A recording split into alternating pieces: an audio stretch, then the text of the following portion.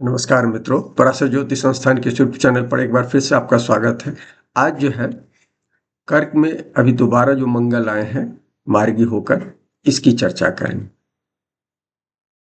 मंगल के गोचर के बारे में आप सबको हम लगातार चेतावनी दे रहे हैं। मंगल जब पहली दफा मिथुन में आए थे अगस्त में, उस समय से, क्योंकि उस समय से यदि देखिए तो ये जुलाई तक का, जून तक का, 7 जून तक का गोचर की मैंने 7-8 महीने के गोचर की चर्चा की थी और बताया था, क्योंकि मिथुन में और कर्क में ये गोचर होना था। तो ये गोचर महत्वपूर्ण था और इसमें ऑलरेडी आपको पता है कि 20 अक्टूबर से लेकर 21 जनवरी तक कर्क में गोचर कर चुके हैं मंगल, और फिर दोबारा यहाँ ये आए हैं। मिथुन में वक्री होकर गए थे और वहां से रिटर्न होकर अब आए हैं, और यहाँ ये अभी आए हैं। ये 2 और 3 की रात में आए हैं और ये 7 जून को 7 जून तक रहेंगे, फिर ये सिंह में चले जाएंगे। तो उससे पहले का ये गोचर है। खास बात ये है कि इस गोचर की स्थितियां लगभग पिछले कर्क के गोचर से कुछ मिलती जुलती है, सिवाय इसके कि आउट ऑफ बाउंड जो मंगल थे पहले कैंसर के गोचर में, जिसमें अस्थिरता होती है मंगल का, तो वो लगभग 1 अप्रैल को ख़त्म हो गया है। 1 से 2 अप्रैल को वो ख़त्म हो गया है। तो ये क्या अच्छी चीज़ है। हालांकि अपने यहाँ वैदिक कंसेप्ट में इसकी ज़्यादा चर्चा नहीं होती है, पुराने लोग जो हैं वो जानते हैं। तो वो एक असर, चूँकि जब आउट ऑफ बाउंड मंगल होते हैं तो विशेष शक्ति क्रिएट करते हैं और उसके कारण कुछ दिक्कतें भी होती है। तो पहले कैंसर के दौर में, कर्क में पहले दौर में जो 20 अक्टूबर से लेकर 21 जनवरी तक जो गोचर था, उससे कुछ रिजल्ट में थोड़ा सा फर्क पड़ेगा। एक महत्वपूर्ण चीज ये है। दूसरी चीज बताना चाहते हैं कि जो पहली दफा राहु की दृष्टि में थे, पहले गोचर में भी अक्टूबर से लेकर जनवरी के बीच में जब मंगल का कैंसर में गोचर हो रहा, तो उस समय भी राहु की दृष्टि में थे। हालांकि राहु की जो दृष्टि थी वो डिस्टेंस पर थी, 15 डिग्री से ज्यादा का डिस्टेंस था उस समय में। अब जो है इस बार जब आए हैं तो राहु 2.5 डिग्री पर है और राहु पीछे की ओर आ रहे हैं, 0 अंश की ओर आ रहे हैं, और ये 0 अंश से आगे की ओर उनकी तरफ बढ़ रहे हैं। तो ये एक प्रभाव है कि नजदीकी है। और ये राहु वो है जो अभी शनि के साथ है। पहले अकेले राहु दृष्टि दे रहे थे, आज बाद में आए भी थे तो शुक्र और बुध शुक्र ही आए थे उस समय। तो उसका उस तरह से कोई निगेटिव इम्पैक्ट उस तरह से नहीं था। लेकिन अभी शनि के साथ रहेंगे तो एक शनि युक्त राहु का इफेक्ट होगा। तो ये एक कार्मिक इफेक्ट है और इसका इफेक्ट लगभग 30 मई तक, या यदि आप मीन नोट से लेंगे तो 18 मई तक बना रहेगा, जब तक यहाँ राहु है। तो ये दृष्टि में है, राहु की 5वीं दृष्टि हम मानते हैं, तो उस तरह से, और इसलिए कुछ दिक्कतें हैं।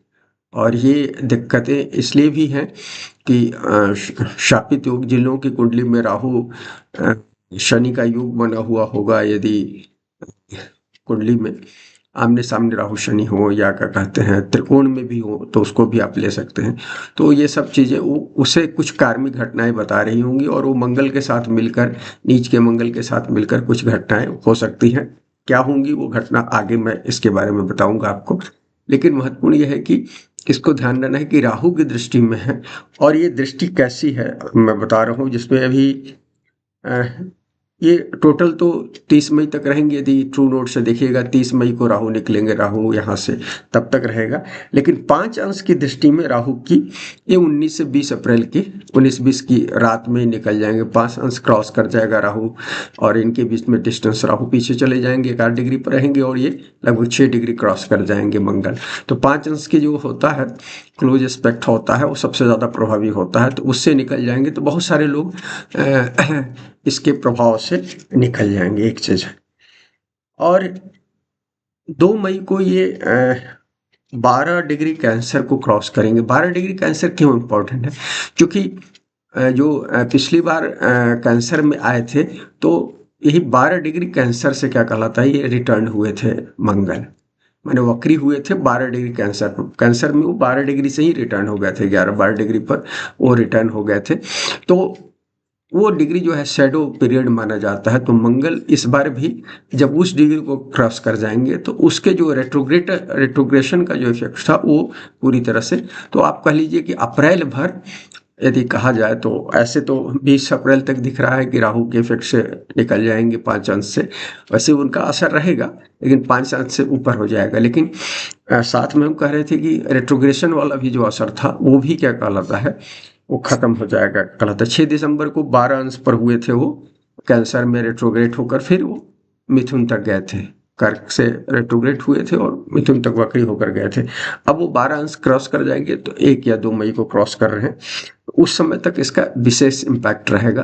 तो इसलिए यदि आप लें, एक मैंने 20 अप्रैल का डेट दे रहा हूँ, दूसरा डेट मैं दे रहा हूँ लगभग 1 मई का, जिस समय तक इसका विशेष, और तीसरा जो दे रहा हूँ वो 30 मई तक का दे रहा हूँ, जो ट्रू नोट में क्या कहलाता है, मैक्स टू मैक्स क्या कहलाता है, आप 30 मई तक का ले सकते हैं डेट, जो सावधानी के पॉइंट ऑफ व्यू से इसलिए हम बता रहे हैं।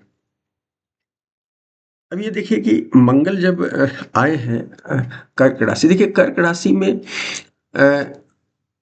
मंगल क्या है, एक्शन के ग्रह है, एनर्जी के ग्रह है, और कैंसर क्या है कि ये जलीय राशि है, वो अग्नि तत्व की ग्रह है, और जलीय राशि में आने के कारण, विपरीत स्वभाव के कारण यहाँ, और हालांकि ये मित्र हैं, चंद्रमा इनके मित्र हैं, यहाँ ये नीच कहे गए हैं। इसी के कारण चूंकि कैंसर जो एक्शन में रहना चाहते हैं, यहाँ जल में एक्शन करने की उनकी संभावनाएं खत्म हो जाती है, वो टिमिड हो जाते हैं, कमजोर हो जाते हैं, कुछ मामलों में उनका एक्शन खराब हो जाता है, प्रभावित हो जाता है। अग्नि तत्व जैसे पानी पर पानी, अग्नि पर पानी पड़ेगा तो क्या है, बूझने लगता है, तो उस तरह मंगल का प्रभाव बूझने लगता है, और इसलिए क्या कहलाता है, एक्शन उनका दिखता नहीं है। और इसलिए आप देखिएगा कि मंगल जब अपनी राशियों में होते हैं 1 नंबर में, या अग्नि तत्व की राशियों में 5 नंबर 9 नंबर में होते हैं, तो उनका एक्शन डिफरेंट होता है। और इस तरह की राशियों में जब आते हैं, खासतौर पर जलीय जल तत्व की राशि में आते हैं, उसमें एक राशि तो उनकी अपनी है, तो वहाँ कुछ हद तक वो अच्छा रिजल्ट देते हैं 8 नंबर में, लेकिन 4 नंबर और 12 नंबर में स्पेशली हम योगी मंगल की तरह कहते हैं कि आपको योगी की तरह मंगल की एनर्जी का, क्योंकि यहाँ पैसिव हो जाते हैं, इमोशनल हो जाते हैं और पैसिव हो जाते हैं। और 4 नंबर जो घर है, ये घर की राशि है, पोषण की राशि है, घर की राशि है। तो मंगल यहाँ आकर, जो बेसिकली मंगल यदि देखिए सबसे अच्छा रिजल्ट कहाँ देते हैं, 10वें भाव में देते हैं। क्यों कि सूर्य जो मंगल जो है दक्षिण दिशा में क्या कहलाता है, दिग्बली होते हैं, तो 10वें भाव के ठीक विपरीत चौथा भाव है। तो मंगल हाउस होल्ड वर्क के लिए नहीं बने हैं। हालांकि आप देखिएगा कि बहुत अच्छे रसोइया जो होते हैं मंगल प्रभावित लोग होते हैं, स्पेशली नीच का, तो ऐसा नहीं है कि क्या कहलाता है। तो यहाँ बेसिकली रसोई में मंगल को कहा गया है, कर्क में रसोई में मंगल है, या कह सकते हैं बेडरूम में मंगल है, तो इस तरह की स्थिति कह सकते हैं। तो पैसिव क्या कहलाता है, ये स्थिति हो जाती है क्या कहते हैं मंगल की यहाँ। और पैसिव होने के कारण कहीं ना कहीं फ्रस्ट्रेशन होता है, मंगल एक्शन के ग्रह होने के कारण यहाँ फ्रस्ट्रेटेड फील करते हैं, तो ये एक इनकी सीमा है। लेकिन पॉजिटिव ये है कि मंगल की एनर्जी यदि हम सदुपयोग करें यहाँ, तो इसमें पोषण में इस्तेमाल कर सकते हैं, अपने इंटरनल, जो हमारे इंटरनल पोषण, मैंने जो आउटर पोषण मतलब अपने घर और परिवार के लोगों के क्या कहलाता है हित में, जो प्रोटेक्शन के लिए हम काम कर सकते हैं, उस काम को कर सकते हैं पॉजिटिव होकर। और लोग, मंगल क्या है, सुरक्षा के ग्रह है, तो सुरक्षा करेंगे, पोषण मतलब जो भी उनकी ज़रूरतें हैं उसको पूरा करने की कोशिश करेंगे, इस तरह की चीज़ को करेंगे, और क्या कहते हैं ये काम करेंगे।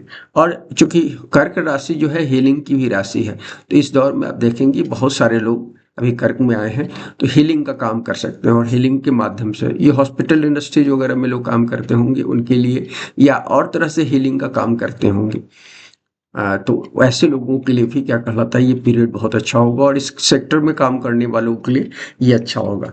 माने ऐसे लोग मेडिकल हेल्प दे सकते हैं, और तरह की हीलिंग दे सकते हैं। इसके अलावा इस दौर में मंगल जो है, करके मंगल जो है food, housing, textile, fashion, chemical, ये सब इंडस्ट्रीज में क्या कहलाता है पॉजिटिव रिजल्ट देंगे, क्योंकि चौथे भाव से रिलेटेड है। केमिकल वैसे 8वें भाव से होता है, लेकिन वो मंगल का क्षेत्र आता है, तो इसलिए क्या कहलाता है इन सब मामलों में मंगल जो है इस इंडस्ट्रीज के लिए वो अच्छा योगदान देंगे। इसी तरह से टूरिज्म में भी इनका योगदान अच्छा हो सकता है, माने ट्रेवल एंड टूरिज्म में, शिपिंग इंडस्ट्रीज वगैरह में भी इनका अच्छा हो सकता है। ये इस दौर में मंगल का पॉजिटिव मैं बता रहा हूँ कि मंगल का ये जो होगा तो पॉजिटिव होगा।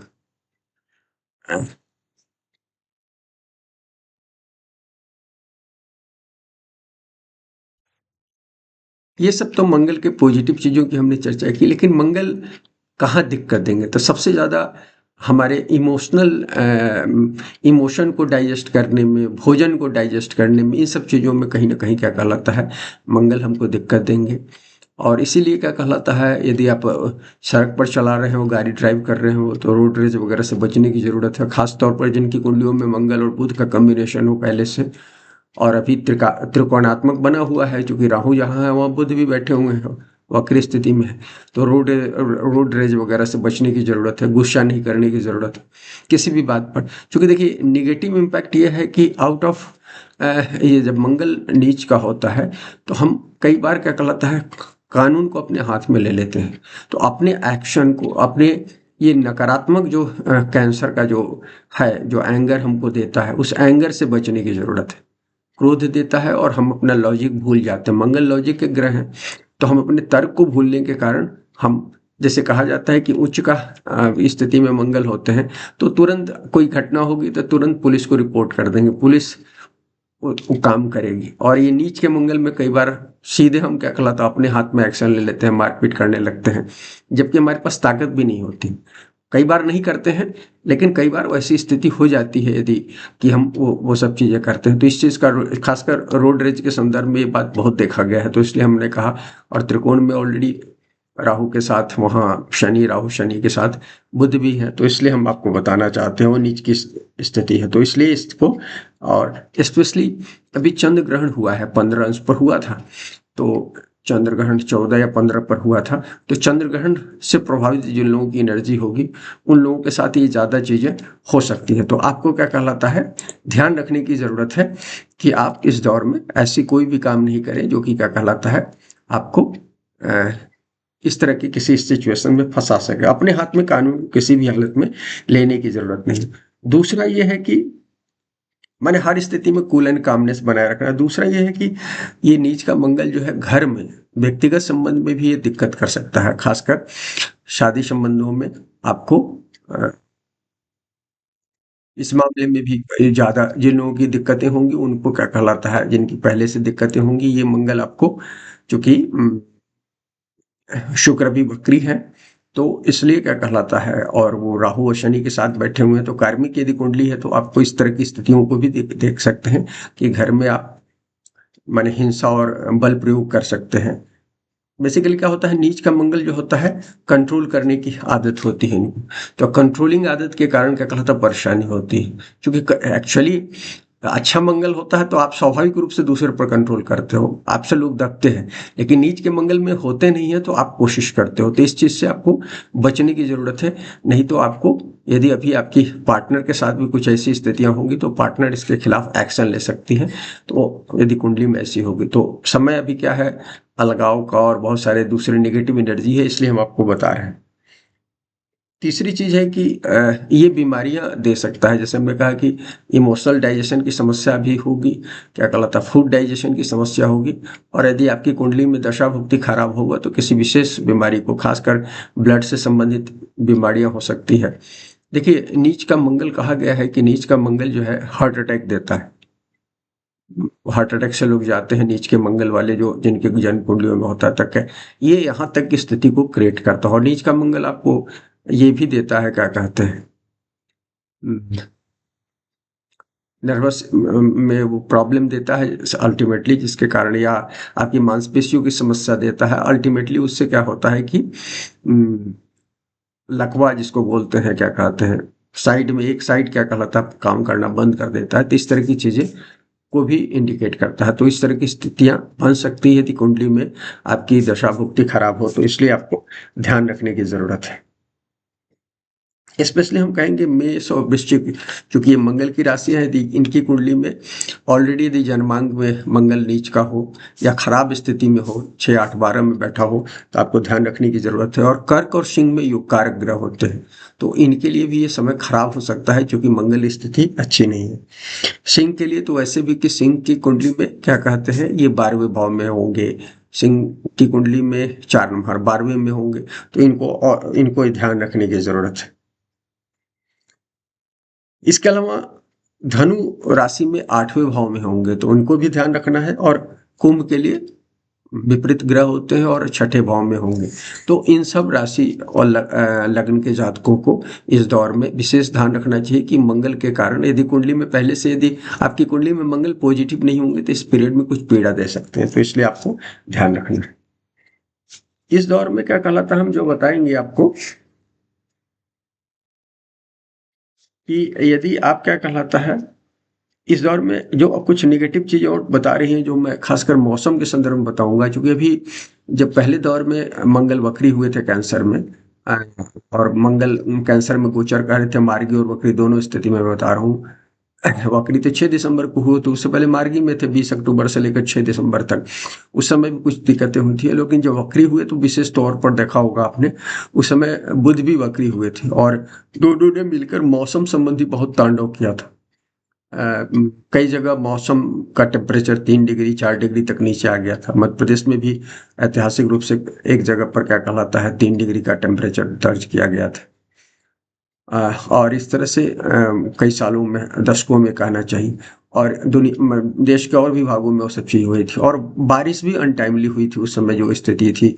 बुध और मंगल दोनों ने मिलकर उस चीज़ को क्या कहलाता है बताया था चीज़ें। और इस समय भी बुध वक्री है, हालांकि बुध अभी 7 तारीख को ठीक हो जाएंगे क्या कहते हैं, और 12 को शुक्र भी ठीक हो जाएंगे। लेकिन क्या कहलाता है, अभी कुछ भी हो सकता है। अभी देखिए, आज ही हमने खबर देखी कि जब मंगल आ रहे थे कैंसर में, उससे पहले क्या कहलाता है म्यांमार में चीजें हुई, आपने वो हुआ। और अभी भूकंप के झटके भी महसूस किए गए हैं 4 या 5 रेक्टर पर। म्यांमार वाला तो 7.7 था, तो वो मैक्सिमम हानि पहुंचा। भारत में उसकी हानि नहीं हुई, लेकिन उसका हुआ। तो ये चीजें दिख रहा है इस समय में। और जलीय दुर्घटनाओं का ये समय है, क्योंकि मीन में जो चीजें हो रही हैं उससे भी दिख रहा है, और ये जलीय प्रभाव में भी है, तो इसलिए दिख रहा है। तो जलीय दुर्घटनाओं का खासकर पूर्वी भारत में इसका असर विशेष तौर पर होगा। तो जलीय दुर्घटना खासकर समुद्री तट पर, जैसे बे ऑफ बंगाल के जो राज्य हैं क्या कहलाता है, जिसमें पश्चिम बंगाल से लेकर उधर बांग्लादेश, पश्चिम बंगाल से लेकर इधर क्या कहलाता है आंध्र प्रदेश और उड़ीसा वगैरह राज्य आते हैं, तो इस क्षेत्र पर कुछ चक्रवाती तूफान वगैरह आने की संभावनाएं हैं। छोटे मोटे और भी समुद्री जो भीतरी जो होते हैं सुनामी टाइप की चीजें, उस तरह की भी संभावनाएं हो सकती हैं। तो हमें सतर्क रहने की जरूरत है, और मौसम विभाग के जो भविष्यवाणी पर है उस पर हमको नजर रखनी चाहिए इस दौर में। और अन्यथा क्या कहलाता है, हम इससे विशेष रूप से प्रभावित हो सकते हैं, क्योंकि इसकी संभावना है। और इंटरनल भारत में, मध्य भारत में या और भी कई क्षेत्रों में, पहाड़ी क्षेत्रों में भारत के, इस समय में भूस्खलन वगैरह हो सकता है। दूसरी चीज है कि अतिवृष्टि हो सकती है। अभी अप्रैल में मौसम देखिए जिस तरह से बादल बन रहे हैं अभी प्रॉपर, कुछ जगहों पर तो तेज गर्मी की संभावना है, मौसम विभाग ने जारी कर दी है। लेकिन मैं यहाँ मध्य प्रदेश में देख रहा हूँ टेम्परेचर बहुत कम अभी भी चल रहा है। बादल हो रहे हैं और उसके कारण टेम्परेचर उठ नहीं पा रहा है स्वाभाविक रूप से। तो इस तरह की स्थितियां हैं, और ये स्थितियां कभी भी अचानक से खराब हो सकती हैं। अभी जो अप्रैल के भी जो हैं वो 15 तक, तो 14 को सूर्य की संक्रांति होने से पहले कई स्थितियां गड़बड़ी है, लेकिन उसके बाद भी स्थितियां अप्रैल भर रहेंगी, क्योंकि राहु के इफेक्ट में बहुत ज्यादा रहेंगे। क्या कहलाता है, राहु के इफेक्ट में रहेंगे। 12 डिग्री वाला जो वक्री जो है शैडो पीरियड भी वो 1 मई को क्रॉस कर रहा है। तो हमको अप्रैल भर ध्यान रखना है कि ये क्या कहलाता है, मंगल मौसमी मामले में भी वो हमको कर सकते हैं। जैसे इंटरनल हमको डिस्टर्ब करेंगे इमोशनली, उसी तरह से आउटर क्षेत्र में भी बारिश इंटरनल होगा, तो हम भावनात्मक रूप से अपना आक्रोश, रोना धोना, गाली गलौज करना, ये सब चीजें हैं। और बाहर से होगा तो गरज के साथ कर रहा था, बारिश होगी, इस तरह की स्थिति है, तेज बिजली कड़कने के साथ बारिश होगी, वो चीज़ों को बताता है। एक्चुअली हमारे जीवन में जो भीतर होता है वही बाहर होता है, जो ब्रह्मांड में होता है वो शरीर के भीतर भी होता है, इस बात को। तो मंगल दोनों जगह, ये जो कर्क के मंगल हैं दोनों जगह इफेक्ट करेंगे, और अप्रैल में इसका रिजल्ट विशेष दिख रहा है, तो इसका ध्यान रखें। ये जो चीज़ें हैं, और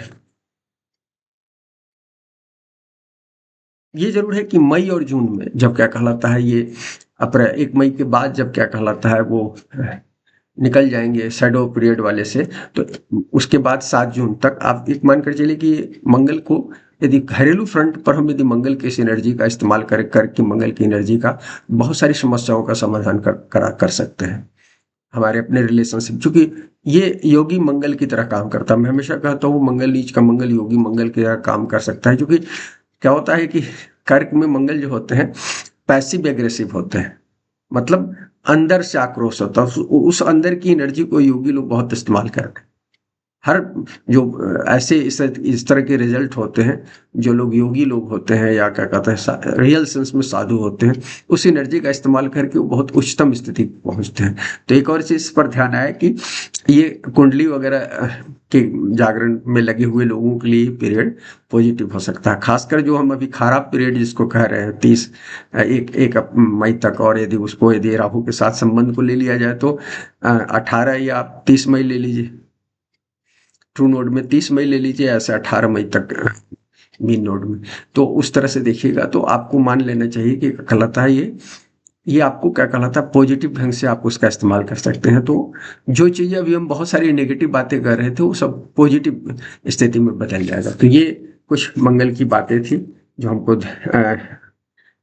मंगल, ऐसे राशिफल वगैरह हम बता चुके हैं ऑलरेडी, इसलिए हम राशिफल की बात नहीं कर रहे हैं, मोटी बातें बता दी है कि इस पीरियड में क्या होगा। अगर ये वीडियो पसंद आए तो लाइक करें, शेयर करें, चैनल को सब्सक्राइब करें। शुक्रिया मित्रों।